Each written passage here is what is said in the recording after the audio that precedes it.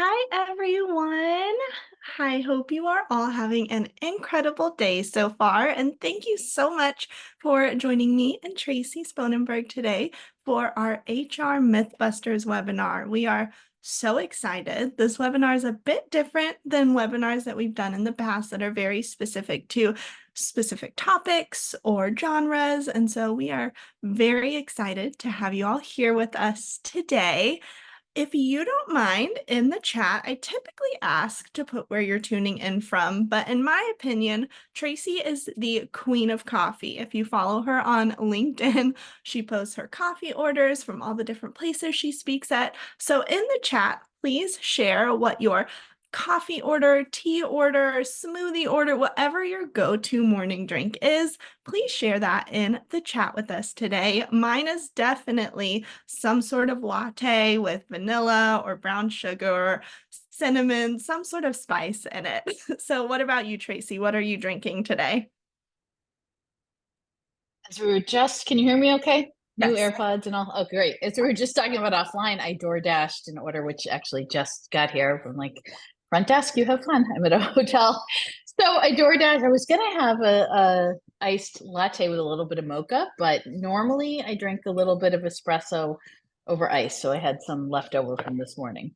I love it. Yeah, we have a lot of black coffee in the chat. That is what my husband drinks every single morning is just a Mm, cup of black coffee. I can't do that. I need some sort of cream or sugar. But yep.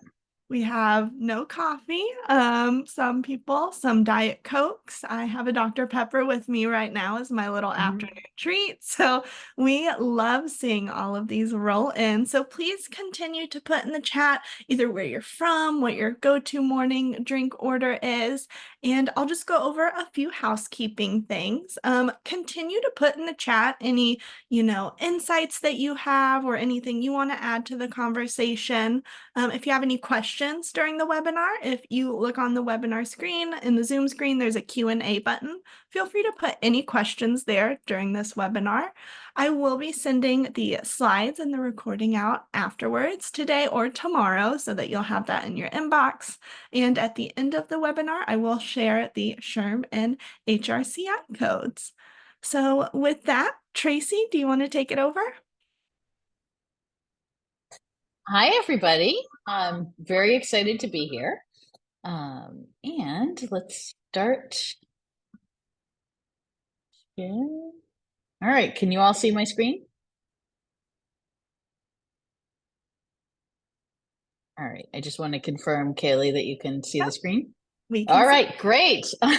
So as Kaylee said, this is a little bit different, and I'm in a different place. I'm normally at home, and I've been really excited over the past few years to continue to partner with GoCo. And this is some of the most fun stuff that I get to do. And this is a brand new webinar that's going to follow a specific formula, and you'll see that in a minute. But what we wanted to do is we wanted to take some myths, some common myths that exist in the HR world, and then bust them.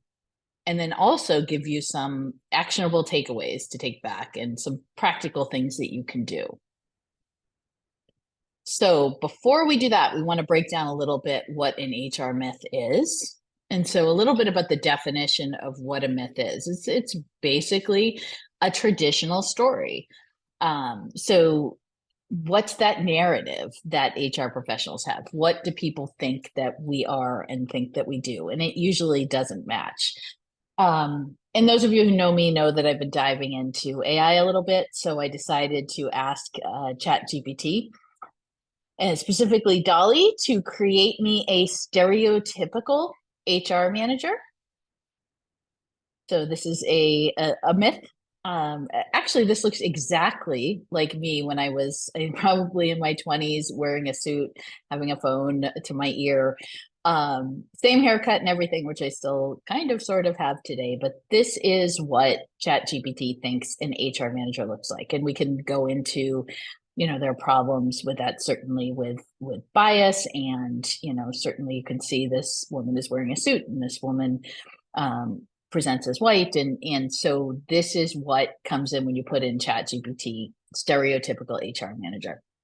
When you put in mythical HR manager, and I should have thought about this before I did it, This is what comes up. So I was thinking about HR myths, not a mythical HR manager, but I got a mythical HR manager there.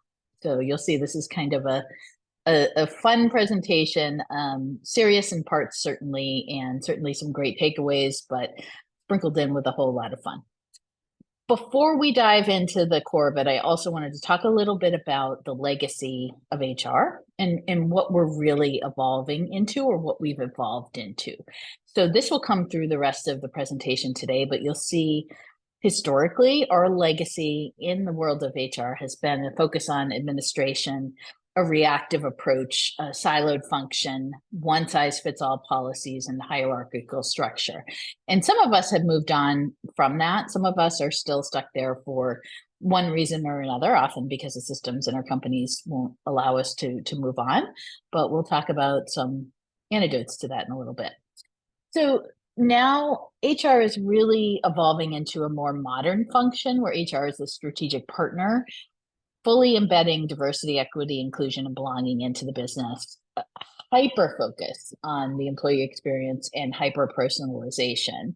So creating a unique experience for each one of your employees. Proactive rather than reactive, and decisions that are made by or with data informed decisions. So today we're going to look at 9 myths, and then at the end we'll talk about a few more that were suggested by GoCo folks or folks who follow GoCo, and we're also going to take yours and bust those as well. So we're going to look at the myth that HR only hires and fires. I have actually been, I don't know if accused is the right word, but I have been in a situation where all of these myths have been put on me at one point or another. HR is not a revenue generating department, just an administrative cost center. HR is the judge, jury, and policy police. HR professionals will be replaced by technology. HR is easy, anyone can do it. HR does not help the business grow. HR is the office manager, event planner. HR is not your friend, they're only there for the business. And my favorite, HR is not strategic. Now, you may actually resonate with some of these myths, and not that they are myths, but you may feel that, for example, number 8 or number 7 or, maybe number 3 may be something that's still kind of you hold on to. And if that's the case, I'd love to hear from you as we're going through that, because we can kind of talk through that and see maybe how to look through things through a different lens. So this is what we're going to do. We're going to talk about the myth itself. We're going to talk about why it exists or persists. We'll bust it, and with a little bit of detail and a data point. We're going to share a case study or a story. And in some cases, that's my own experience. In some cases, I'm sharing the experience of a mostly well-known company. And then some actionable takeaways that you can use now. And those actionable takeaways will include a witty retort generated by Claude AI. So something that you could say if you wanted to. They are very corny, but they are very, very fun. So myth number 1, HR only hires and fires. And so why does this persist? There's a few different reasons. So if you look at the top picture, there's some confusion in our companies and in the broader world. And as we're talking through this whole scenario, all of these myths, I want to state, and I'll probably state again, that this is overgeneralizing what we do. Your experience is unique and your experience might not be the same. But when we look at HR as a whole, this is kind of what we're focusing on. So there is some mystery around what HR does with some folks in your organization, even probably, and certainly in the wider world. And then there's a portrayal in the media. If anybody saw the movie Up in the Air, this is one of my favorite examples to give of HR in the media. So this is George Clooney, who literally flew around firing people, offering severance packages, etc. And then we see these signs everywhere, we see ads everywhere, we see, it's very visible, the talent acquisition or the talent side of what HR does. It's out there in online, it's out there in, we're dealing with candidates. So that's kind of what people know us for, or that's why people know us for hiring. For the firing, that's because that's somebody has a good experience, they'll tell one or two people. Somebody has a bad experience, they'll tell everybody, right? So that's going to persist. HR was involved in me getting fired. That's going to persist. And then we have a history of this. We have a history of, that being our primary focus. But we're so much more. We're going to talk much later in the presentation. We're going to talk about HR and terminations, and we'll hold that for now. So for being so much more, I'm going to say HR in hiring. That may be something that we do. But we also do employee experience, learning and development, performance management, organizational development, strategic workforce planning, and a whole lot more. According to SHRM, only about 15% of HR professionals' time is spent on recruiting and hiring. So that's not a whole lot. So as I put these few things up, this is a very well-known company that has completely transformed, and much more beyond the hiring too. As I put these up, see if we can guess what this is. Netflix. This is one of the best examples, and this is kind of an old example. And if you haven't looked at the Netflix culture deck, and I'm not suggesting that this is something you should take and apply to your organization, but it was really the first example that I remember of seeing a company that publicly put something out that was really really people focused and designed by the HR team. That culture deck, for better or worse, really helped the company transform in a lot of ways. And they early on eliminated performance reviews, reimagined total rewards, and really were so involved in the business. So here's one of the things you can say. You may not want to, but one of the things that you can say to kind of rebuff that myth.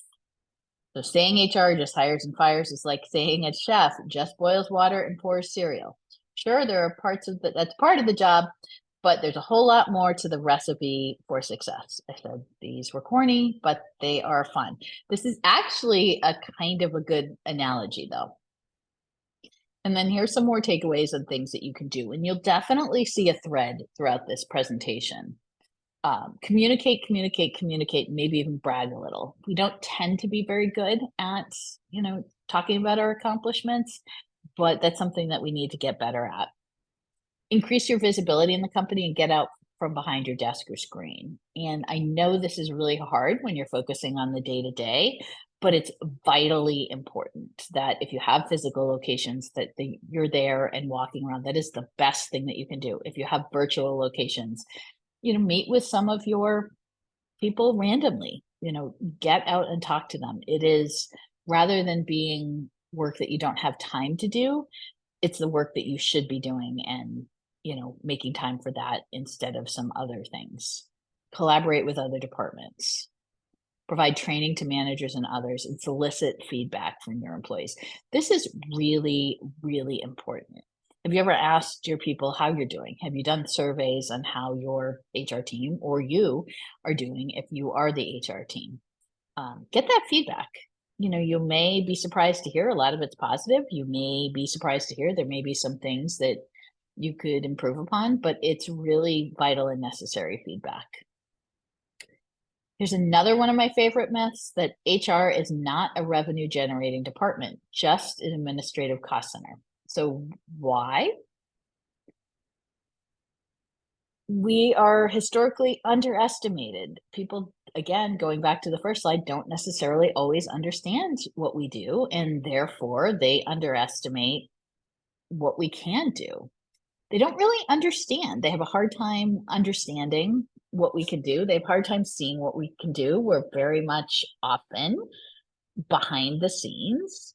And because we're not necessarily selling anything, and we're not necessarily providing the metrics, and hopefully in some companies you are, but we're not always providing the metrics that are shown all of the time. Sometimes people have a hard time grasping that. So I had at my former company, I'm now on my own and I do fractional HR consulting and advisory services. But my last company that I left a few months ago, um, our CEO at one point referred to companies as um, cost centers, right? And we had a talk about how that was damaging and how that was limiting to those companies, and he stopped doing that. But that is a pretty common thing. But we're so much more than that. And we do generate revenue, and maybe not in the traditional ways.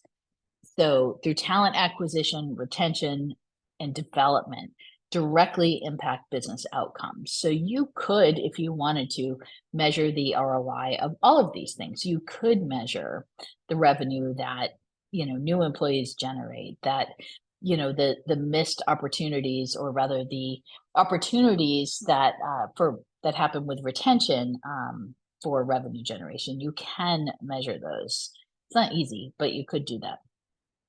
And here's a statistic. Organizations with effective talent management strategies have 26% higher revenue per employee. When I send this deck to Kaylee, I'll include the source in that because I think I missed that. So here's a case study, Airbnb. I love this. I think this is really interesting, and I went a little fast there.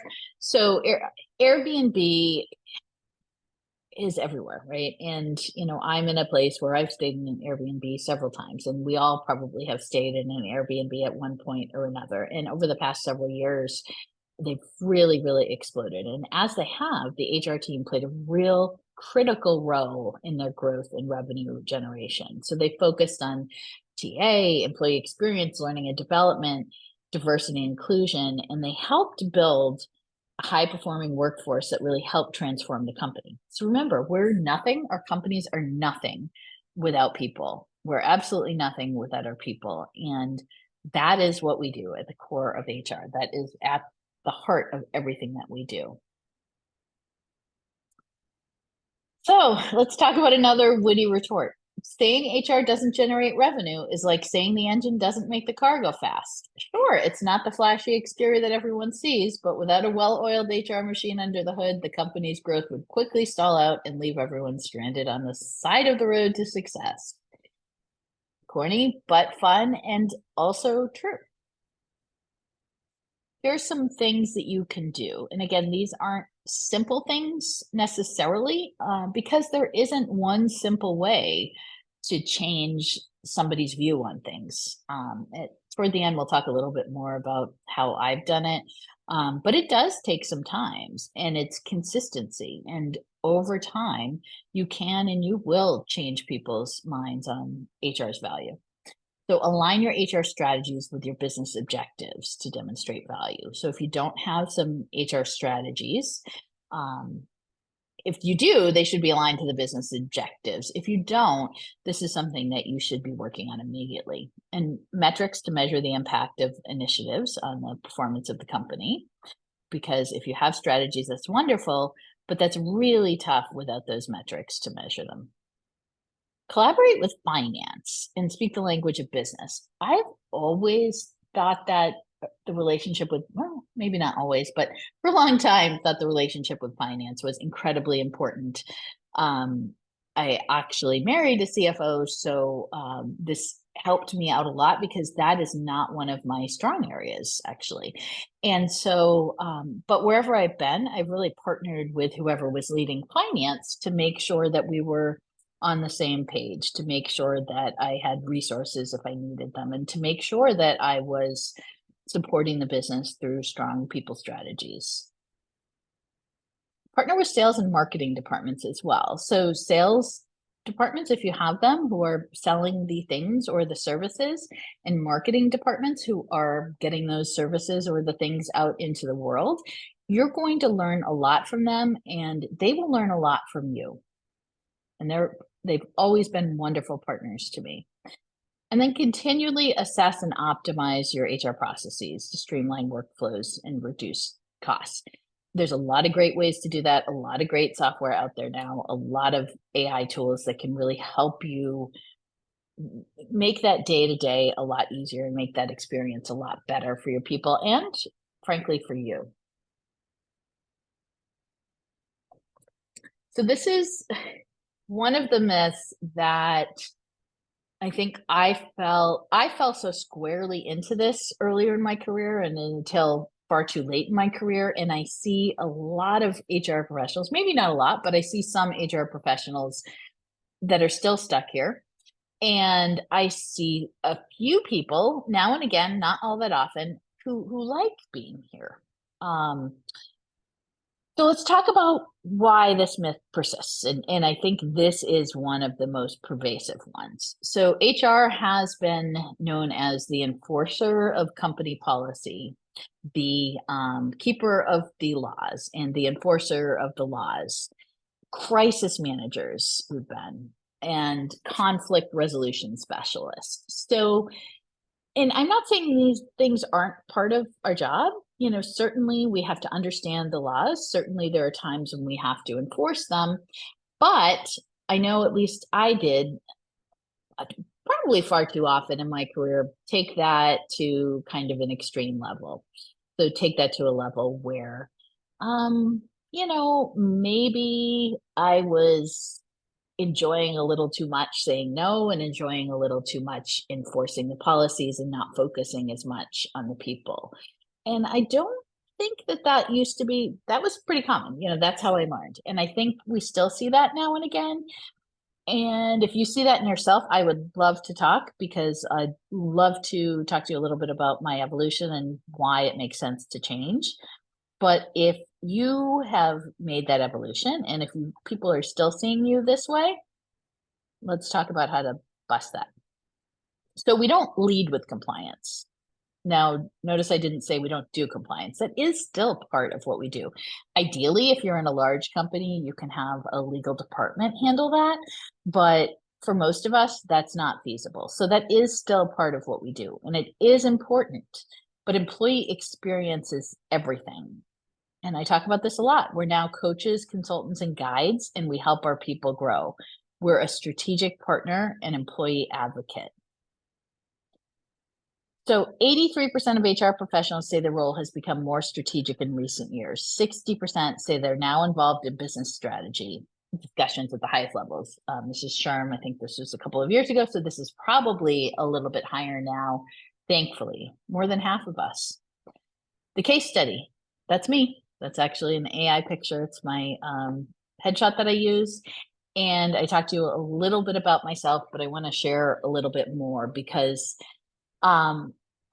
if we're leading by compliance, if we're putting policies ahead of people, that's what our people will see.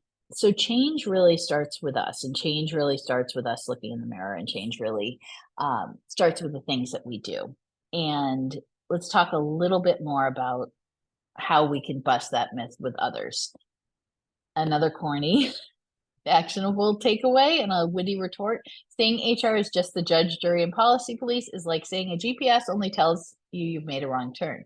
HR helps you navigate company policies, but they're also the strategic co-pilot, helping map out the route to success and ensuring everyone stays on course and arrives at the destination together. So this is really pretty ridiculous in a lot of ways, but actually if you look within it, and that's why I included these, and some of them I have more than one, it is so very true. Yes, we're going to help you navigate policies, but we're also sitting next to you and helping you succeed. And that's really at the core of what we do. So how can we bust that myth? If you are like I was, or if you have made that journey and embraced a more modern approach to HR, you can communicate HR's strategic role. You could build trust with your managers and employees. Don't lead compliance first. Flip your thinking to people first. And that trust building, you can't underestimate how important that is. Every relationship, whether it's personal, professional, or some combination, starts with trust. So if you haven't already built your trust with managers and your people, start doing that. Look in the mirror. Do you enjoy being the judge, jury, and policy police? Some people do. But that's no longer us. It is just not us anymore. Implement or fully use some self-service models, AI, etc. That's really going to help you move forward. And I'll say that again, and I've said it before in this presentation. And this is maybe the most important thing. Train your managers not to send people to HR. So managers actually do or should do a lot of the day-to-day work that HR used to. I know I've been in organizations where managers didn't want to talk to their people about something like body odor or have a difficult conversation or even explain to them how to find out what their time off balance is or explain to them where to find their pay stubs, things like that. If there isn't a self-service module to do that, managers should really know how to have those difficult conversations. They should know where the resources are to point people to. There's plenty of HR to do. There's that actually, if you free that up and if you get rid of those dozens of conversations a day, you really can transform your image, transform the department, and make things so much easier for your people. In my last company, we used to say, we're helping people. And yes, that's part of what we do. But we really changed that to we're helping people to help themselves, giving them the tools and the resources and the support that they need, and then they can grab that. And we're always there, but we're going to help them by helping them help themselves. Myth number 4, HR professionals will be replaced by technology. This is probably one of the ones that, or maybe the one that you're most afraid of, especially with all of this talk about AI, which is really, really, really important. And we're going to talk a little bit about that, right? So AI is everywhere. Automation is everywhere.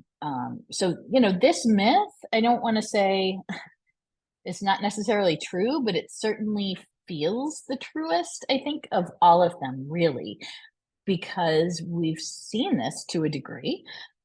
We've seen mass layoffs all across the world, particularly in the tech sector and the startup world. And, historically, we have done tasks that could be replaced by technology, that have been replaced by technology. So we're going to talk about that in a minute. So I didn't coin this, somebody did. I don't know who did say this, and I've heard it many, many times, so I don't know if it was actually one person, but I think this is a really good way to kind of drive this home. AI or technology will not replace you, but someone who understands it might. And I love that. I don't love it, but I love it because it is actually true, because things are changing. AI is changing us, and I think in the next year, we're going to see it change more and more. So technology can streamline things. AI can do some things, but it can't replace that human touch. It can't replace complex decision making. It can't replace employee relations. It can replace things, and it can replace some questions, and it can help people help themselves, but it can't yet anyway replace empathy, creativity, and trust. So 73% of CEOs, according to PwC, believe AI and automation will create more jobs than they eliminate, with HR roles evolving rather than disappearing. And I think the key to this point here is your role in 2 years may look different than it does today. And in order to stay in that role, it may require some changing and evolving. So while HR jobs won't go away, they will change, and they are changing. So this is rather than a case study, because I wanted to focus specifically on AI is so new, and I have a link. This is one of the few links I have here. This is the, and I'm going to forget the acronym, the Office of Economic something. I'll send that along, but this is an organization that studied, and this is a report that came out last year that studied the impact of AI. And what they found was that job reorganization and task shifting toward roles where humans have a comparative advantage are more prevalent than outright job replacement or displacement. And I love this quote: some jobs are always likely to be better done by humans, such as those involving empathy, social interaction, and certain types of decision making. So if you look at that, what do we do every day? So think of the tasks that can be outsourced and done by a computer or machine, and then think of those difficult decisions. Think of those things requiring empathy. You know, HR is really positioned to evolve with AI, not to evolve being replaced by AI.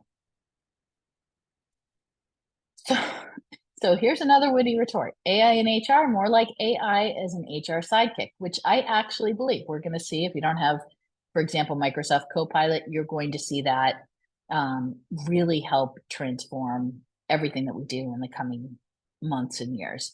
So AI can certainly streamline processes faster than you can say in your performance review. It takes a human touch to navigate the complexities, and you can read the rest. So AI can do some of these things, but can't replace a human in all areas. So what can we do? We can learn AI. You don't have to be an expert, but you shouldn't be afraid. Basic understanding will be necessary. I have talked to a number of HR professionals, some with more experience than others over the past couple of weeks. I'll just give a small sample. I've talked to specifically about this, maybe 6 or 7, and I think 1 or 2 has even dabbled with ChatGPT. So this may or may not be you, but there's nothing to be afraid of. So if it is you, and if you haven't dabbled with it, dive in, just learn a little bit. It's a skill. And focus on developing your skills in an area where you're going to need that human judgment and empathy, employee relations, leadership development, etc. Stay informed on technologies. Taking a webinar like this, or other webinars, or following people on LinkedIn. Those are all great ways for staying ahead. Use some data analytics to inform your decision making, and advocate for development in your company. That's going to help you too. Remember, you're an employee as well. Here's another myth. This is one of the most insulting ones. HR is easy. Anyone can do it, is the most insulting one. Oftentimes we're behind the scenes or invisible in a company, and we're focusing on soft skills. And historically, companies have seen us as administrators. So again, it goes back to the beginning. If they don't know what we do, if your employees don't know what you do, they may think it's easy. They'd be wrong. So that's really the only retort that I need, is laughing at that. So it involves a complex set of skills, knowledge, legal knowledge. Compliance certainly is part of it. Again, not everything, but compliance is part of what we do. Employee relations, talent management, strategic planning, and all of that requires either specialized training or experience, or a bit of both. And for further proof, 86% of HR professionals hold a bachelor's degree or higher. This is from IPMA HR. You do not need a degree to get into HR. You don't need a certification. But that shows you that a lot of HR professionals do. This is all I need to show for a case study. If anybody in, say, 2019 thought that HR was easy, what happened in March of 2020?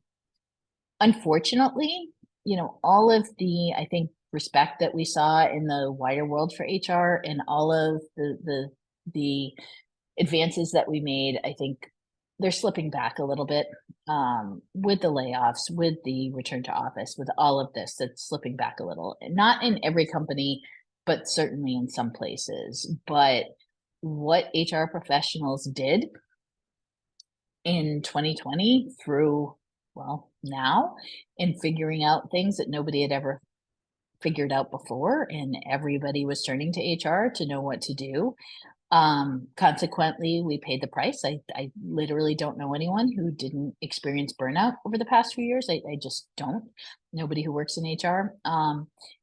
So that's a sad case study, but it is really true. HR isn't easy, and we proved it over the past few years. So saying HR is easy, or saying that anybody can do it is like saying anyone can be a brain surgeon. All you need is a steady hand and a can-do attitude. That may be a little bit of an extreme example, but it is a kind of gets your point across there. So what can you do? Invest in ongoing professional development and certifications if that's something that you want to do. Certainly professional development. Lots and lots of ways to do that. Taking this course is one thing, getting the credits is one thing, certainly. But don't underestimate the importance of your own professional development. I think a lot of us do. I know I certainly did, but make sure that you take time every single week to learn something new, ideally every day. The second point, build a network of HR professionals for knowledge sharing and support. Your network should be broader than HR because you should learn things from outside HR, but make sure that you're developing a group of HR professionals where you can share things. At the very beginning of COVID, before COVID, I had a group of HR friends that we kind of leaned on each other for support, and we pivoted that to Zoom during COVID to be COVID support. And then we cracked that open to all of LinkedIn. And now that group still exists with more than 1,000 members from all over the world. So you never know. And friendships and business deals and jobs have been created from that. You never know what can happen if you kind of open yourself up to that. Stay updated in changes in labor laws. That is still important, very important, and regulations. Develop your strong interpersonal and communication skills. You probably already have that, but if you don't, that's a great area to work on. Seeking mentorship opportunities. So I have mentors. I am a mentor. I have groups of HR professionals and others that I interact with regularly. I don't know what I know, or I wouldn't know what I know without these folks, and I wouldn't learn what I learn. And I change my mind on things, not in a bad way, but like I shift my view on things regularly now in a good way because I tend to be kind of stuck in my ways. And I do through these relationships that I have because I learn more and I unlearn things that I had learned early in my career. HR does not help the business grow. There's a misunderstanding of what we do. Because we may not be directly contributing to revenue, we are certainly, but because we aren't, we may kind of have that reputation and also that reputation of controlling costs. So here's some proof. HR plays a strategic role in driving business growth through talent acquisition, development, and retention. It directly impacts organizational performance and competitiveness. Companies with effective talent management strategies are 2.2% more likely to outperform their industry peers in revenue growth, and that's from McKinsey. So here's back to me. I told you I'd share some examples, and this was certainly not all me. And I know one of my former team members from Emerson is on the call, but some of the things that we did there, and this shows you HR's impact on the business and HR's impact on growth. Some of the things that we did when I was with Emerson, which was now since been acquired, was a cultural overhaul after a challenging acquisition, completely reimagining what the customer service department looked like and how we hired for that. Bringing in something which seems now to me as simple as bringing in a new applicant tracking system so we can get better reporting and data. All of those things help the business grow, and it helps remove barriers. Similarly, at the Granite Group, we completely overhauled our technology. We completely overhauled our processes. We completely changed everything that we did there. And when I left there, I talked to my toughest member of the executive team, and he's like, "You changed my view on HR." And I'm like, "Well, my work is done." That's kind of all the proof that I need that HR helps a business grow. So here's some takeaways. The witty retort, like a root system of a tree. You might not see it, but without it, there wouldn't be any growth. Here's a few more. Saying HR doesn't contribute to the business growth is like saying a coach doesn't contribute to a team's success. We coach and develop the talent that drives the company forward. A compass doesn't help a ship reach its destination. HR provides the direction and guidance needed to navigate. So again, you may not say these, but these are kind of fun retorts that you could share if you want. We're the architects of business growth. So what can you do? You can align HR strategies with business objectives to support growth. You can implement performance management systems to identify and develop high potential employees. You can foster a culture of innovation and continuous learning. You can collaborate with business leaders to anticipate their workforce needs and plan for growth. You can measure the impact of your initiatives. And I'm going a little bit faster here because I want to leave enough time for questions. So myth number 7, HR is the office manager or event planner. I think this is another one, and I know I have felt this in my career. This is another one where you may sort of have been, you may enjoy that, and that's great. And we're going to talk about reasons not only why this myth persists, but why you may want to change your mind on that. But particularly in small small companies or small HR departments, particularly departments of one, this does often fall under HR. And some of the reasons that this myth persists is it may not be a myth in some places, and traditionally planning or office management may have fallen under HR. I have been in several companies where that was the case. HR often wears many hats. I know I'm part of an industry group, and there's a lot of smaller companies, and there's a lot of folks there who are HR and finance and administration. And we're still seeing HR reporting to some CFOs that lead administration. We're still seeing HR fall under administration. I hope that changes in the coming years, but for now, we're still seeing some of that. And then we see this in the media. That's Kate McKinnon, who's one of the most brilliant actors of our time. She played Mary Winehouse in a really underrated movie, or maybe rated if you've seen it, Office Christmas Party, who was the head of HR, who also wore lots of fun, festive sweaters and planned holiday parties. So, no, we don't just do that. Some of us do that sometimes, but our focus is on strategic people management initiatives. And this is an interesting stat from the HRPA. Only about 8% of HR professionals' time is spent on event planning. So I'm going to talk a little bit about this and kind of how I've done this. This was a company I worked at years ago called Newspapers of New England. And I remember very clearly somebody called, HR was kind of the dumping ground for everything. And somebody calling me and saying, there's mayonnaise on the floor. And somehow I had gotten the reputation of, kind of come to me. And this is back when I was, that, yes, I'm going to wield my policies with an iron fist, right? That was back when I was that person. But somebody came to me with this mayonnaise scenario. And I was like, okay, you can call the facilities person, or you can clean it up. I'm not going to go clean up mayonnaise. And sometimes that mayonnaise scenario, and sometimes not doing something that people expect you to do, and that's a really silly and simple example, but sometimes that's the best thing that you can do. I actually did plan a lot of events and parties there, and back then I enjoyed doing it. But I was also able to do that while doing all of the day-to-day things and while participating strategically for what it looked like way back then in that company. So if you are able to do it and you enjoy that, great. But we're going to talk about why you might want to shift things. So HR professionals are party planners. Sure. If you mean by party, you mean navigating the complex legal landscape, managing employee relations, and strategizing to drive business success. It's a never-ending fiesta of responsibilities. Don't say that, really, but it's pretty funny.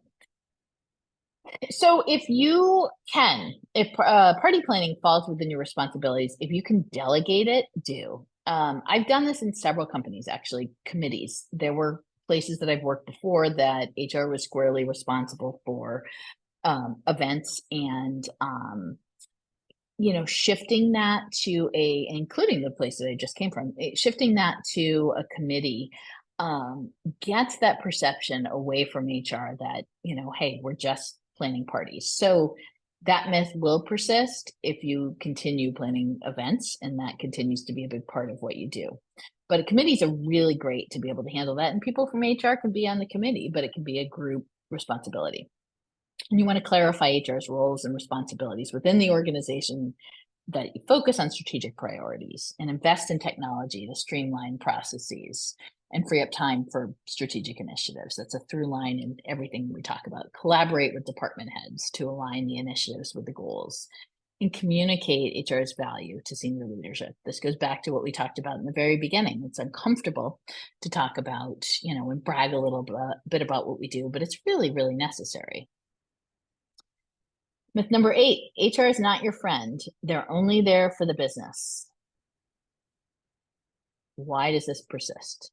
Well, we mediate things. We're sometimes in an adversarial position. We're enforcing policies. I remember really clearly sitting down with people years ago, and I have a lot of shameful things in my past, and grilling people.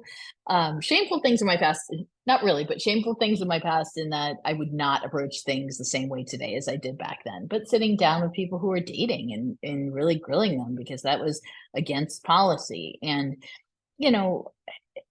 I wasn't helping my own reputation. And we tend to hold things confidentially, as we should, because we deal with a lot of really sensitive things. So we get this reputation that we're only here for the business, which couldn't be further from the truth. So is finance your friend, IT, sales? Why do we think HR is your friend? Why do we equate that with friendship?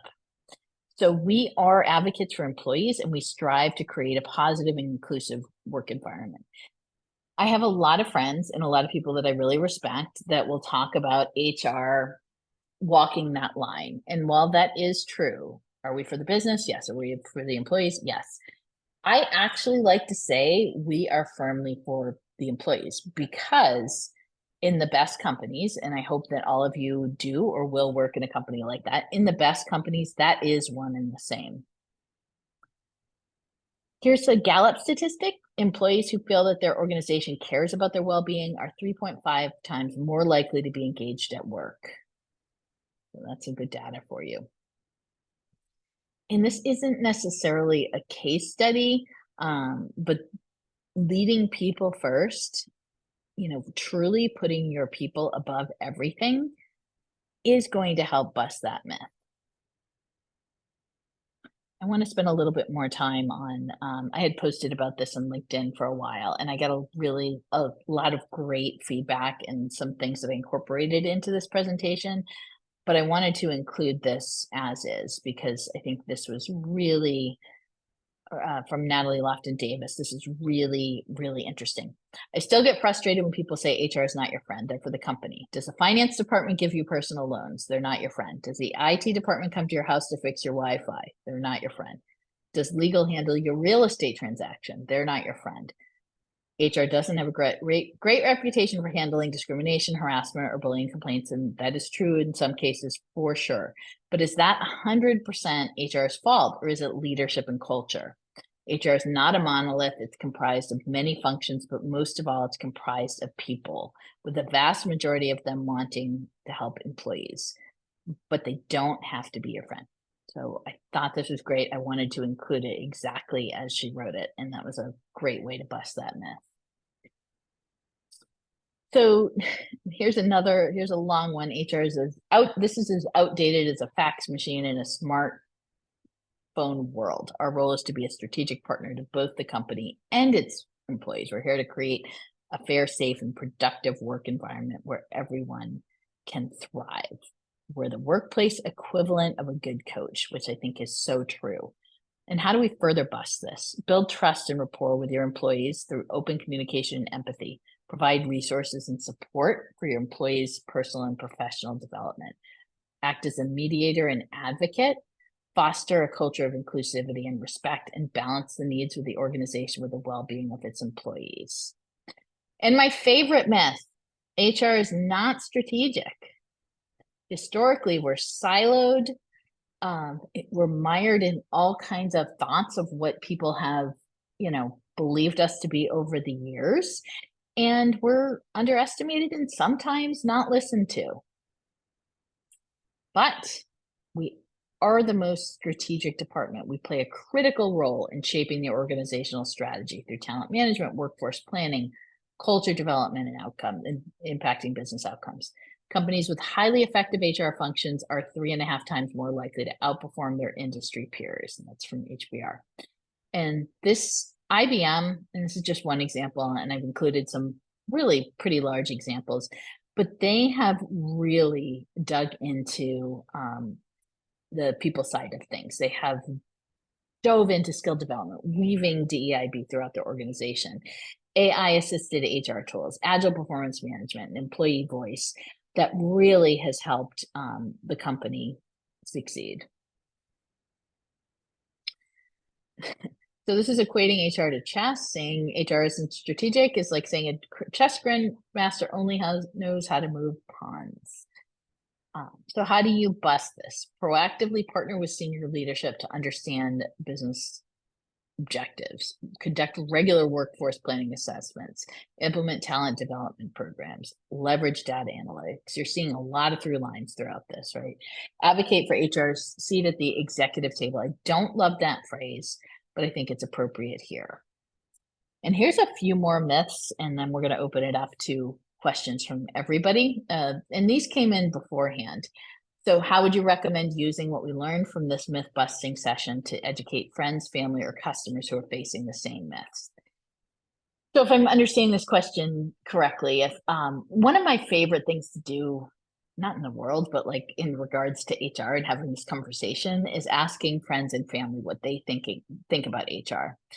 Or even like just listening in, and I don't usually participate in these discussions, but listening in, if you're out and about and you hear people talking about HR, it's usually not good. And I think one of the best things that we can do in any situation is model the behavior. Right? So one of the best things we can do to bust this myth is to not be that ourselves. And I think you can share with your friends and family what HR is like. And I think taking some of these things or some of these actionable takeaways can apply to things far beyond HR. So how do we demystify when we're competing with Glassdoor, Indeed reviews, and the like? It's not just the lunchroom, the water cooler. I think one of the best things to do here, and I do this with my clients, and I've done this with companies, is partner with marketing. Understand your brand. Everybody has a brand. Understand what people are saying out there and monitor that too. I think responding to Glassdoor reviews in a positive and a way that invites people in instead of a very defensive way is really, really important. Same thing with Indeed reviews, if you can respond as well. That's really important. Don't get defensive, invite people in for a conversation, acknowledge when things have, maybe gone wrong.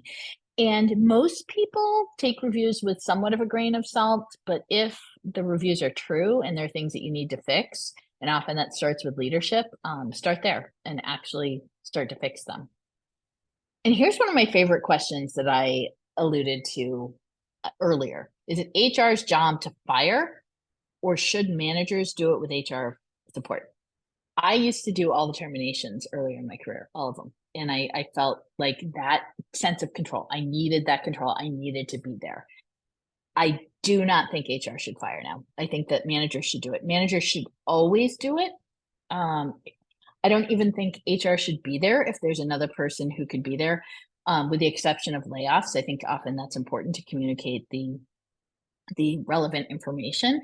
And the reason I think that is it really puts HR in a position of a negative position, right? So if somebody has a question, you want them to feel comfortable going to HR. If HR is participating in the firing, then that really flips it around. And also the manager should take responsibility. It should not be HR's decision to fire someone. It should be the manager's decision. And if they decide to take someone's career away,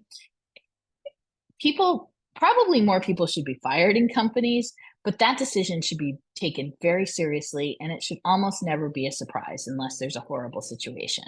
And so it should be difficult, but it should happen fast. And a lot of thought and consideration should go into when you're taking someone's livelihood away, and managers need to own that decision. So that's just about the end. Oh, here's one more. Does AI help or hurt? I think both. I think it's really going to help us. I really thought now we'd be seeing a lot more, and I think we're seeing a lot of really great things. And I was just doing a thing this morning with a company called HR Harriet, which is like you can text any question that you need to HR Harriet and they'll answer. But I think it's a little bit of both. It hurts in a way that we need to make sure that we have proper ethics, and we need to make sure that we're putting some gates around what AI can do. But I think by and large, it can help us more than it can hurt us. And here's Kaylee, I called you in too early. Here's some people, instead of resources, I normally include like a whole bunch of resources. I included a whole bunch of people that I think are just incredible that I think you should follow on LinkedIn. And if you should be able to find them all, but if you have any trouble finding them, then just let me know and I can send you the links. Thank you very much. And here's my how to connect with me and Kaylee. Any questions that we can answer in the last couple minutes? Yeah, for sure. I will share the Sherman HRCI codes in just a minute, but we did have one question that I know you touched a little bit on, legacy HR, things like that. This question is, where Yeah. I work is the epitome of legacy HR. They don't want to hear employee voices, don't want HR doing strategy, they want compliance. Are there actions I can take to influence short of finding a new job? Yeah, this is one of the most common questions I got. And I know we had a question that going back to the slide of people to follow. So I'm going to leave that up there rather than me. So, and I'm going to look at that question too. So I think this is like anything, it depends, right? It depends where you are in the organization. Um, all of the things that we talked about here throughout this webinar, building trust. I think particularly if you're dealing with the C-suite, listening to them and listening to kind of everybody's got a story and why they feel that way. That's going to help you potentially counteract that. And also showing the things that we can do. So what I always say to this, and I'm happy to have an offline conversation because it's so nuanced and it really depends on a number of different factors. But what I always say to this is try to make a change and then start to look. And I always recommend Laurie Rudimann's book, Betting on You, which has great advice on how to look for a job while you're still in a job. Right now, it's a tough market. And while I don't want anybody to burn out or be really hate their job, I think right now it's a smart strategy to start looking before you quit if you're able to do that. And by all means, if you can't, then don't. But try to change and then start to look. It is very difficult to move that needle, particularly with CEOs, but you may be able to do it by demonstrating your value. Perfect. Thank you so much, Tracy. I am going to share my screen just really quickly for everybody. Let me pull this up. So again, always Tracy, I love your presentations. She built this one from scratch off of a crazy idea that I had. So thank you so much, Tracy, for this. It was a challenge, but fun. Thank you, Kaylee. Thank you. If you would like to chat with GoCo, we are an all-in-one HRIS that really assists HR employees with everything from onboarding to payroll, time tracking, all of that in between. Please let me know, or you can go to goco.io/coffee and we will get in touch with you there. Tracy, thank you so much for this today. I really appreciate it. Thanks, Kaylee. Bye, everybody. Thank you for joining. Bye. Yes, thank you. Bye.